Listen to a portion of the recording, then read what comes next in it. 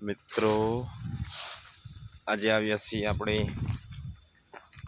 કેળાની ખેતીમાં. આ પાછળ છે જયેશભાઈ, એ કેળાની ખેતી કરે છે.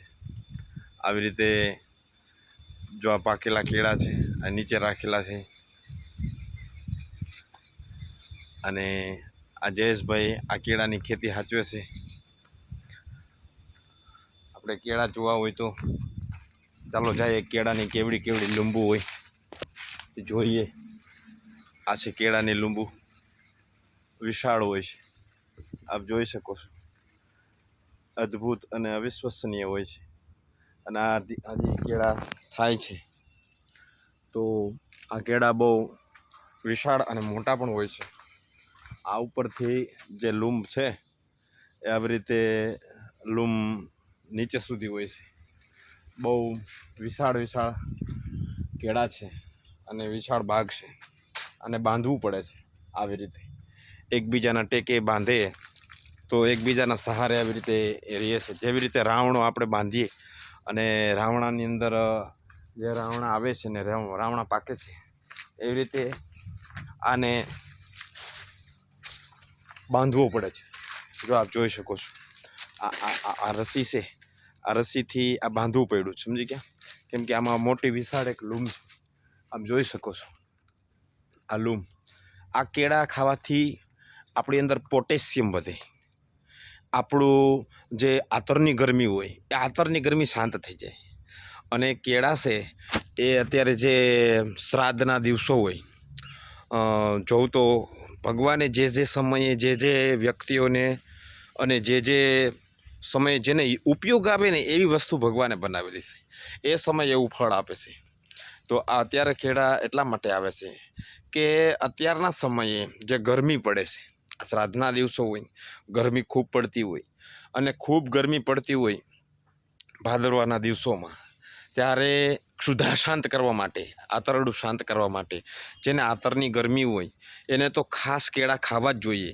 અને જેને આંતરની જેને કબજિયાત રહેતું હોય, જેને મોઢામાં ચાંદા પડતા હોય, જેને સમજી લ્યો ને કે ખાધું પાચન ન થતું હોય, આમ સમજી લ્યો કે જે લોકોને શરીરમાં વજન ઓછો હોય, એ બધા લોકોને તો ખરેખર કેળા આવશ્યક છે ખાવા. આપ જોઈ શકો છો. આપ જો વિશાળ વિશાળ છે ને, બહુ મોટા મોટા ઝાડવા છે, મોટા મોટા એના પાન છે.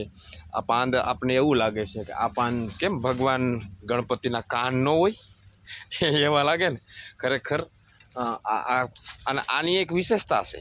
આપણે અહીંયા ગુજરાતની અંદર તો આની અંદર આપણે જમવા નથી આપતા, પરંતુ ખરેખર તમે કર્ણાટકમાં જાઓ, કેરળમાં જાઓ, તામિલનાડુમાં જાઓ, એ સાઈડ તમે જાઓ ને, તો પશ્ચિમ બંગાળમાં જાઓ, ઓડિશામાં જાઓ, તો એ બધી જગ્યાએ તમને આની અંદર જ ખાવા આપે. પાંદડું તોડી અને એની અંદર આવી રીતે ભોજન ગ્રહણ કરવાનું હોય છે. અને આ કેળા છે, આપ જોઈ શકો છો કેવડી વિશાળ વિશાળ લૂમ છે. આપણે એમ લાગે છે કે આપણે ઉપાડી લઈએ, પરંતુ ભગવાને પણ આની અંદર એવી રીતે મજબૂત તાકાત આપેલી હોય છે કે અવળી લૂમ આપણે ખરેખર ના જ ઉપાડી શકીએ, પણ ભગવાને એના મૂળિયામાં એવી તાકાત સોંપેલી હોય છે, એવી તાકાત આપેલી હોય છે કે એનું આ વજન ઉપાડી શકે છે. તો આપ જોઈ શકો છો બધી તરફ મોટા મોટા વૃક્ષો છે કેળાના, અને ચારે બાજુ બધા કેળા જ છે.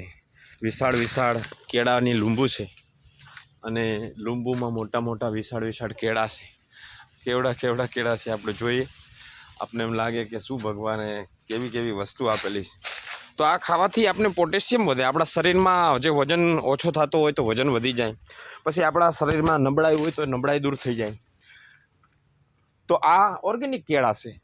આને કેમિકલ વગર પણ આ પાકી જાય છે. આને પકવવા હોય તો આની પકવવાની રીત કેવી છે, તો કે આ કેળાને તમે ઘરે લઈ જાઓ, અને ઘરે લઈ અને એની ઉપર કોથળા રાખી દો, તો એની પાકી જાય ને, પાક્યા પછી એની જે મીઠાશ હોય ને ભાઈ, એ કંઈક અદ્ભુત હોય છે, કંઈક અલગ હોય છે. અને આપણે જે બજારમાંથી લઈએ છીએ 20 રૂપિયાનું 1 ને 20 રૂપિયાના 4 ને હે 50 રૂપિયાના 3 ને 50 રૂપિયાના 5 ને.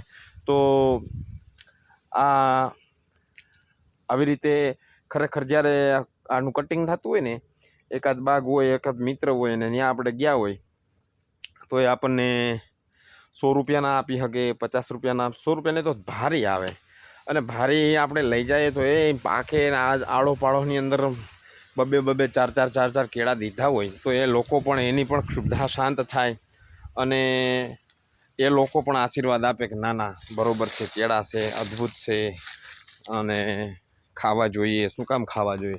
તો કે આ શ્રાદ્ધના દિવસો છે, અને આ દિવસોની અંદર આપણી અંદર ખૂબ જ સમજી લ્યો ને કે ગરમીના દિવસો હોય ને, એટલે આપણી અંદર આતરની ગરમી ખૂબ નિર્માણ થતી હોય.